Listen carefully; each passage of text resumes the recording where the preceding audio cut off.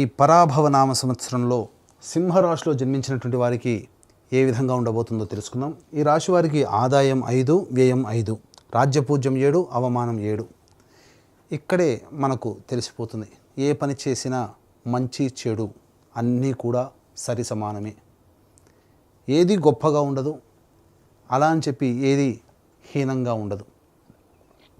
కాబట్టి ఈ సింహరాశి వారు జాగ్రత్తలు పాటించాలి. ఎందుకనంటే ప్రధానంగా ఈ సింహరాశి వారికి అష్టమ శని ప్రభావము ఇది చాలా మైనస్. ఒక్కసారి ప్రేక్షకుల్లో 2006 సంవత్సరం 2007 సంవత్సరం ఏ విధంగా ఉండింది ఒక్కసారి గుర్తు తెచ్చుకోండి. చెరుకుని పిప్పి చేసినా ఇంకా కొద్ది రసం ఉంటుందేమో, కానీ ఈ సింహరాశి వారికి ఆ 2.5 సంవత్సరాలు 2006, 2007, 2008 మధ్య వరకు చాలా నరకయాతన పెట్టాడండి. కాబట్టి ఈ అష్టమ శని కూడా ఈ సింహరాశి వారికి ప్రధానంగా దోషప్రదమై ఉంటుంది. పైపెచ్చు ఈ యొక్క శని తన సొంత నక్షత్రములో సంచారం చేస్తున్నట్టు ఈ సమయంలో కూడా చాలా ఇబ్బందులు ఎదుర్కోవాల్సినటువంటి పరిస్థితి వస్తుంది. కాబట్టి శని ప్రభావాన్ని తక్కువగా అంచనా వేయకండి. కష్టములు ఉంటాయి, అందులో సందేహం లేదు. కానీ దైవానుగ్రహం కూడా ఈ రాశి వారికి ఉంది. తద్వారా సమస్యల నుంచి బయటపడే అవకాశం గోచరమవుతుంది. అయితే నవగ్రహాల్లో అత్యంత శుభకరుడైనటువంటి గురువు మే 31వ తారీఖు వరకు సంపూర్ణముగా యోగించేటువంటి పరిస్థితి ఉన్నటువంటి ఈ కారణం చేత ఏ పని అనుకున్నప్పటికీ కూడాను శని యోగం లేకపోయినా గురువు అనుకూలంగా ఉండడం, అలాగే సింహరాశి వారికి రాహువు కూడా అనుకూలిస్తూ ఉండడం, ప్రధానంగా ఈ డిసెంబర్ 5వ తారీఖు తర్వాత నుంచి రాహు కూడా సప్తమ స్థానంలో స్థితి పొంది ఉండడం, గురువు అనుకూలంగా ఉండడం, ఈ విధంగా గురు రాహుల యొక్క ప్రభావం ఉండడం వల్ల మే 31 వరకు కాస్త మంచి జరుగుతుంది అని చెప్పవచ్చు. అంటే ఆశించిన మేర కంటే చక్కటి శుభ ఫలితాలు ఈ సింహరాశిలో జన్మించినటువంటి వారు మే 31వ తారీఖు లోపల పొందగలుగుతారు. కాబట్టి నూతనంగా ఏదైనా కొత్తదిగా ప్రారంభించాలన్నా వెంటనే అమలు చేసేటువంటి ప్రయత్నాన్ని మే 31 లోపల పెట్టుకోండి. మే 31 తర్వాత గురువు అనుకూలంగా లేడు, శని అనుకూలంగా లేడు. ఈ కారణం చేత మిగతా గ్రహాల యొక్క ప్రభావం కూడా స్వల్ప మాత్రముగానే ఉన్నటువంటి ఈ కారణం చేత చాలా ఒడిదుడుకులు ఎదుర్కోవాల్సినటువంటి పరిస్థితి ఎదురవుతుంది. కాబట్టి దైవానుగ్రహం తప్పనిసరైనటువంటి విషయాన్ని గమనించుకోవాలి. ఇక జూన్ 1వ తారీఖు నుంచి అక్టోబర్ 30 వరకు కర్కాటక రాశిలో గురు సంచారం చేస్తున్నటువంటి ఈ కారణం చేత అనవసరమైనటువంటి వృధా ప్రయాణాలు, ఖర్చులు అధికంగా ఉంటాయి. దేవతానుగ్రహాన్ని పొందడానికి క్షేత్రాలు, అలాగే దేవాలయాలు సందర్శించడం, పుణ్యనది స్నానం లాంటివి చేస్తారు. ఇతరులకి మీ దగ్గర ఉన్నటువంటి సొమ్ములో సహాయ సహకారాలు ఇతరులకి అందివ్వడం, తద్వారా కొంతవరకు మీరు పుణ్యాన్ని మూటగట్టుకుంటారు. తద్వారా అంటే ఎదుటి వాళ్ళ మానవ సేవే మాధవ సేవ అన్నటువంటి విధంగా ఉండడం వల్ల జూన్ 1 నుంచి 30 వరకు చేసినటువంటి పుణ్య ప్రభావం మీకు భవిష్యత్తులో ఒక కంచుకోటలాగా మారి మిమ్మల్ని ఆపదల నుంచి రక్షిస్తుందని చెప్పవచ్చు. అక్టోబర్ 31 నుంచి జనవరి 24వ తారీఖు వరకు రాశిలోనే గురు సంచారం చేస్తున్నటువంటి ఈ కారణం చేత తీపి పదార్థాల యందు ఆసక్తి ఉండడం, ఓవర్ వెయిట్ అవుతుండడం అనేటువంటిది గమనించాలి. కాబట్టి ఈ అక్టోబర్ 31 నుంచి జనవరి 24వ తారీఖు వరకు డైట్ కంట్రోల్ అనేటువంటిది మెయింటైన్ చేయాలి. లేకపోతే అనవసరమైనటువంటి రోగాల బారిన పడాల్సినటువంటి పరిస్థితి వస్తుంది, బద్ధకం పెరుగుతుంది అన్నిటికంటే ముఖ్యంగా. ఇక జనవరి 24 నుంచి ఉగాది వరకు కర్కాటకంలోనే వక్రీకరించినటువంటి కారణం చేత మళ్ళీ గురువు కొంత కష్టాలు కలగచేస్తున్న వక్రీకరించినటువంటి గురు ప్రభావం చేత జనవరి 24 నుంచి మళ్ళీ మీకు వచ్చే సంవత్సరం ఉగాది వరకు కూడా యోగకాలంగా ఉండబోతుంది. అంటే 2.5 నెలలు, ఫిబ్రవరి, మార్చి, మళ్ళీ 2 నెలలు, దాదాపుగా 4-5 నెలల పాటు మీకు అనుకూలంగా ఉంటుంది. మిగతా 7 నెలలు అనుకూలంగా లేదు. ఆ 7 నెలల అనుకూలంగా లేని కారణం చేత ఎక్కువగా కష్టాలు ఈ సమయంలో ఈ సింహరాశిలో జన్మించినటువంటి వారు పడతారు. కాబట్టి జాగ్రత్తలు పాటించండి. అన్నిటికంటే ముఖ్యంగా దైవానుగ్రహం తప్ప మమ్మల్ని రక్షించేది ఏది లేదనేటువంటి మాటకి ఫిక్స్ అయిపోండి. దైవానుగ్రహాన్ని పొందే ప్రయత్నం చేయండి. దాన కార్యక్రమాలు మీకు తోచినంత మీ శక్తి కలిగినటువంటి పుణ్య కార్యక్రమాలు చేయండి. దేవతా పూజల్లో మీరు అందరూ కూడాను అనుకూలం మీకు అవకాశం చిక్కినప్పుడల్లా దేవాలయ సందర్శనం చేసుకునే ప్రయత్నం చేయండి. అవన్నీ కూడా మీకు లభిస్తాయి, యోగాన్ని కలగచేస్తాయి.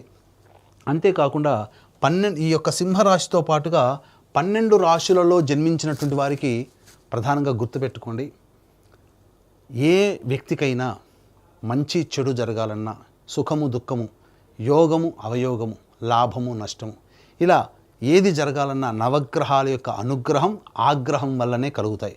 కాబట్టి ఇట్టి నవగ్రహాలని శాంతింపచేసి యోగము అధికముగా, ఆగ్రహము కష్టము, చెడు తక్కువ చేసి బ్యాలెన్స్ చేయడానికి కోసమై మన పీఠం ఆధ్వర్యంలో నవగ్రహ పాశుపత హోమము, అనగా చైత్ర పౌర్ణమి ఏప్రిల్ 1వ తారీఖు రోజున, మరియు అతి శీఘ్ర ఫలితాన్నిచ్చే 3 నక్షత్రాల్లో ఒకటైనటువంటి హస్తా నక్షత్రం రోజున ఈ నవగ్రహ పాశుపత హోమము, ఆరోగ్యం కోసం మృత్యుంజయ హోమము, సర్వకార్య జయసిద్ధికి సుదర్శన హోమము, మరియు దాంపత్యము వివాహ సిద్ధికి, అలాగే ఆర్థిక ఉద్యోగ ప్రాప్తికి లక్ష్మీ మూలమంత్ర సంపుటిత లక్ష్మీ సూక్త హోమము, మరియు సర్వదోష నివారణకి సర్వశాంతికై రుద్రహోమం లాంటివి జరిపించి శక్తిపాతము చేసినటువంటి కరుంగలి మాల ఇవ్వడం జరుగుతుంది.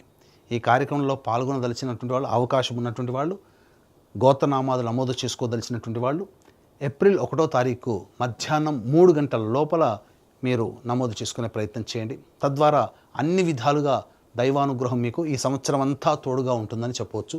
ఇక గమనించుకున్నట్లయితే చాలామందికి ఎప్పుడు మనం ఉద్యోగం ప్రయత్నం ప్రారంభం చేసుకోవాలి, నిరుద్యోగస్తులకి ఉద్యోగం ఎప్పుడు లభిస్తుంది, అలాగే ఇక ఉన్న ఉద్యోగంలో ప్రమోషన్స్ ఏమైనా ఉంటాయా, లేదా కొత్త సంస్థలో ఉద్యోగం ప్రయత్నం చేస్తే ఎప్పుడు చేసుకోవాలనేటువంటి ఆలోచన ఉంటుంది. కాబట్టి ఈ సంవత్సరం 18 అక్టోబర్ నుంచి 16 నవంబర్ మధ్యకాలము అనుకూలమైనటువంటి కాలము. అలాగే 15 మే నుంచి 16 జూలై వరకు ఉన్నటువంటి కాలము అనుకూలమైనటువంటి కాలము. మరియు వచ్చే సంవత్సరం 14 జనవరి నుంచి 12 ఫిబ్రవరి మధ్య ఉన్నటువంటి కాలం అనుకూలం. ఈ చెప్పినటువంటి సమయాల్లో నిరుద్యోగస్తులకి ఉద్యోగం చేస్తున్నటువంటి వాళ్ళకి ప్రమోషన్స్, లేదా వేరే సంస్థల్లో పనిచేయాలనుకునేటువంటి వాళ్ళకి బదిలీకి అనుకూలమైనటువంటి సమయంగా చెప్పవచ్చు. ఇక ప్రధానంగా ఈ సింహరాశిలో జన్మించినటువంటి వారికి శని ప్రభావము, ఏలిన నాటి శని ప్రభావము, దీంతో పాటుగా 2 ఏప్రిల్ నుంచి 10 మే మధ్య ఈ సంవత్సరం మధ్యకాలంలో కుజస్థితి ప్రభావం, శని కుజ యొక్క ప్రభావం ఉండడం వల్ల అనారోగ్య సమస్యలు ఎక్కువగా అవుతాయి. ఆపరేషన్స్ జరగాల్సినటువంటి పరిస్థితి ఏర్పడుతుంది. శరీరంలో బలహీనం అనేటువంటిది కలుగుతుంది. ఐరన్ స్థాయి నిల్వలు తగ్గిపోతాయి. అంతేకాకుండా చర్మ సంబంధమైనటువంటి వ్యాధులతో ఇబ్బందులు పడాల్సినటువంటి పరిస్థితి వస్తుంది. 11 మే నుంచి అలాగే 19 జూన్ వరకు ఉన్నటువంటి కాలము, 19 జూన్ వరకు ఉన్నటువంటి కాలము, ఇది చాలా మటుకు మీకు చేస్తున్నటువంటి వృత్తి ఉద్యోగ వ్యాపారాలలో చెయ్యని పనికి అవమానాలు పడడం, నేరం మోపడం, తద్వారా కొన్ని చర్చలు దాని మీద జరగడం, లేదా ఆస్తి సంబంధమైనటువంటి వ్యవహారాల్లో చర్చలు జరిగి వాదనలు జరగడం అనేటువంటిది మీకు కలుగుతాయి. ఇక 20 జూన్ నుంచి 1 ఆగస్టు వరకు ఉన్నటువంటి ఈ సమయం ఏదైతే ఉంటుందో, ఈ సమయంలో అతి ఆత్మవిశ్వాసము పనికిరాదు, అది గుర్తుపెట్టుకోండి ముఖ్యంగా. అంతేకాకుండా గృహంలో మరమ్మత్తులు, అలాగే గృహంలో చోర భయం, అంటే వస్తువులు, విలువైన వస్తువులు, ఆభరణాలు దొంగిలించబడడం కానీ, లేకపోతే వాహన ప్రమాదాలు జరగడం కానీ లాంటివి జరుగుతాయి. ఉద్యోగంలో కాస్త ఒడిదుడుకులు ఎదుర్కొనేటువంటి సమయం ఆసన్నమవుతుందని చెప్పవచ్చు ఆ సమయంలో. ఇక 1 ఆగస్టు నుంచి 17 సెప్టెంబర్ మధ్యకాలం ఏదైతే ఉంటుందో, ఈ సమయం అన్ని విధాలుగా అన్ని రంగాలలో ఉన్నటువంటి వాళ్ళకి యోగ్యమైనటువంటి కాలము. అంటే మీకు చెప్పొచ్చేది ఏంటంటే, గురువు అనుకూలంగా ఆ సమయంలో మీకు ప్రధానంగా లేకపోయినప్పటికీ కుజుడు అనుకూలంగా ఉండడం మీకు ఒకంత యోగాన్ని కలగచేస్తుంది అని చెప్పవచ్చు. ఇక 18 సెప్టెంబర్ నుంచి 11 నవంబర్ మధ్య ఉన్నటువంటి ఈ కాలం ఏదైతే ఉంటుందో, అనవసరమైనటువంటి ప్రయాణాలు జరుగుతాయి.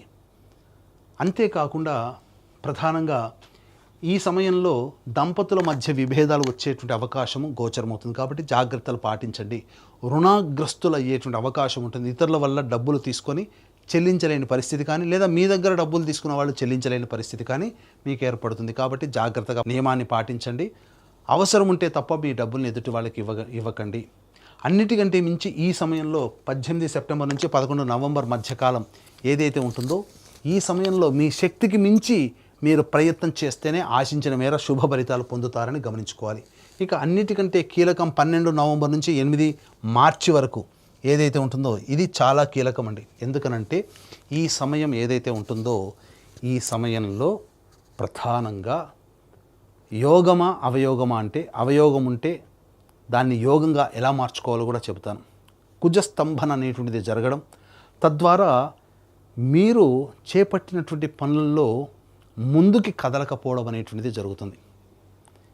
దీన్ని దేవతానుగ్రహంతో అన్ని విధాలుగా అవయోగాన్ని సైతం యోగంగా మార్చుకోవచ్చు. అందుకనే ఇక్కడ దేవతానుగ్రహంతో పాటుగా సంకల్ప బలం అనేటువంటిది ఎక్కువగా ఈ 12 నవంబర్ నుంచి 8 మార్చి వరకు మీకు తోడై ఉండాలి. ఇది గుర్తుపెట్టుకోండి.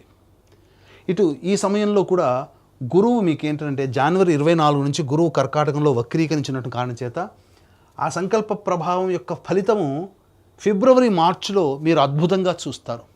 దైవానుగ్రహాన్ని పొందే ప్రయత్నం గట్టిగా చేయండి. ఇక ఈ యొక్క సింహరాశిలో జన్మించినటువంటి విద్యార్థులకి జ్ఞాపక శక్తి తక్కువగా ఉండడం, బాగా గొప్పగా చదివిన పరీక్ష సమయంలో కొంత తొందరపాటు నిర్ణయాలు తీసుకొని సరిగ్గా ఆన్సర్ చేయలేకపోవడం కొంత నష్టం ఉంటుంది. కాబట్టి ముందుగానే తల్లిదండ్రులు పిల్లల్ని మానసికంగా గట్టిగా ఉండే విధంగా ప్రిపేర్ చేయండి. స్పాంటేనియస్గా మీరు ఉండాలి ఆ యొక్క ఎగ్జామ్ హాల్లో అనేది గుర్తుపెట్టుకోండి. ఆశించిన మేర శుభ ఫలితాలు ఉంటాయి. సామాన్యమైనటువంటి పరిస్థితులు విద్యార్థులకి ఉంటాయని చెప్పవచ్చు. ఆశించిన మేర విద్యాలయాల్లో మీకు స్థానం లభించాలి, ప్రవేశం లభించాలంటే ఎక్కువగా కష్టపడాలని సూచిస్తుంది. ఈ యొక్క సింహరాశిలో జన్మించినటువంటి రాజకీయ రంగ ప్రముఖ వ్యక్తులు ఎవరైతే ఉంటారో వారు అవమానాలు ఎదుర్కోవాల్సినటువంటి పరిస్థితి వస్తుంది. ఖర్చు డబ్బు పాయే పదవి పాయే అన్నట్టుగా ఉంటుంది. పార్టీ పెద్దల దృష్టిలో పడకపోవడం, ఆ పెద్దల దృష్టిలో పడడం కోసం చేర్చినటువంటి ప్రయత్నాలన్నీ కూడాను వృధా అవ్వడం ఒకంత నిరుత్సాహాన్ని గురి చేస్తాయి. కాబట్టి మిన్నకుండా ఉండడమే చాలా మేలనేటువంటి విషయాన్ని గమనించుకోవాలి. ఈ రాశిలో జన్మించినటువంటి కళారంగంలో ఉన్నటువంటి వాళ్ళు, నటులు, electronic and printing media, social media, 24 ఫ్రేమ్స్లో ఉన్నటువంటి వాళ్ళు, వీళ్ళందరూ కూడా అంది వచ్చినటువంటి అవకాశాన్ని వినియోగించుకోలేకపోతారు.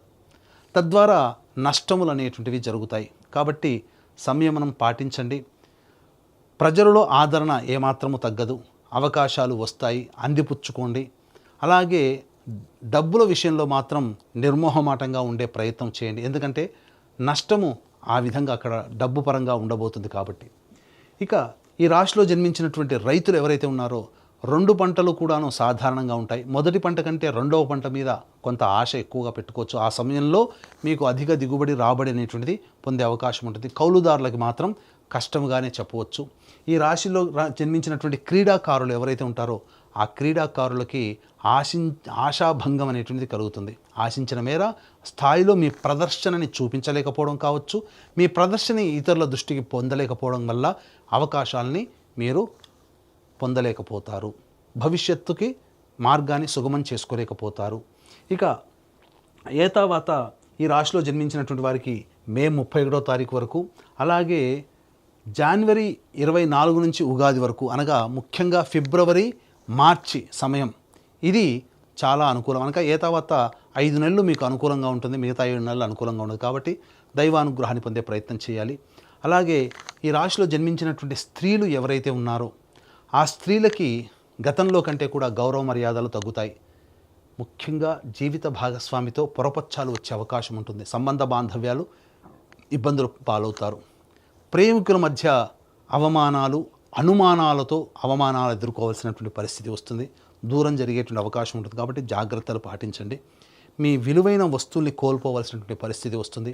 ఉద్యోగం చేస్తున్నటువంటి వాళ్ళకైతే ఇష్టం లేని ప్రాంతానికి బదిలీ అవ్వడము, ఉద్యోగాన్ని కోల్పోవడము లాంటివి జరుగుతాయి. గృహంలో మీ ఆభరణాలు కానీ విలువైన వస్తువులు కానీ దొంగలించబడతాయి. జాగ్రత్తలు పాటించండి. ఆరోగ్యం పట్ల ముఖ్యంగా శ్రద్ధ వహించండి. గర్భ సంబంధమైనటువంటి అనారోగ్య సమస్యలు ఈ యొక్క సింహరాశిలో జన్మించినటువంటి మహిళలకు ఉండేటువంటి అవకాశం ఉంది. కాబట్టి జాగ్రత్తలు పాటించండి. అన్నిటికంటే ముఖ్యంగా ఈ సింహరాశిలో జన్మించినటువంటి వాళ్ళకి దైవానుగ్రహమే దిక్కు. కాబట్టి ఇట్టి దైవానుగ్రహం అందరికీ లభించాలి అనే సదుద్దేశము. ఈ యొక్క రాశిలో జన్మించినటువంటి వాళ్ళు ప్రతిరోజు కూడా సుబ్రహ్మణ్య భుజంగ స్తోత్ర పారాయణము, అలాగే శివాలయ సందర్శనం అనేటువంటిది అవకాశం చిక్కినప్పుడల్లా చేసుకుంటూ ఉన్నట్లయితే కర్మదోషం తొలగిపోయి దైవానుగ్రహం పెరిగి మీరున్నటువంటి సమస్యల నుంచి తట్టుకోగలిగే శక్తిని మీకు కలగచేస్తుంది. అంతేకాకుండా మన పీఠం ఆధ్వర్యంలో ఏప్రిల్ 1వ తారీఖు రోజున ఈ సంవత్సరం అంతా కూడా అందరికీ మంచి జరగాలి 12 రాశుల వారికి అనే ఉద్దేశంతో సంపూర్ణ ఈ సంబంధించినటువంటి సంపూర్ణ నవగ్రహ శాంతి అనగా ఈ సర్వదోష నివారణ పూజల హోమాల్లో భాగంగా నవగ్రహ పాశుపత హోమము, మృత్యుంజయ హోమం, రుద్ర హోమం, సుదర్శన హోమం, లక్ష్మీ హోమం లాంటివి జరిపించి శక్తిపాతము చేసినటువంటి కరుంగలి మాలను మీకు ఇవ్వడం జరుగుతుంది. కాబట్టి ఈ అవకాశాన్ని అందరూ వినియోగించుకొని కుటుంబంగా అందరూ సుఖశాంతులతో ఆనందంగా జీవిస్తారని ఆకాంక్షిస్తూ సర్వం శ్రీ ఉమామహేశ్వర పర బ్రహ్మార్పణమస్తు.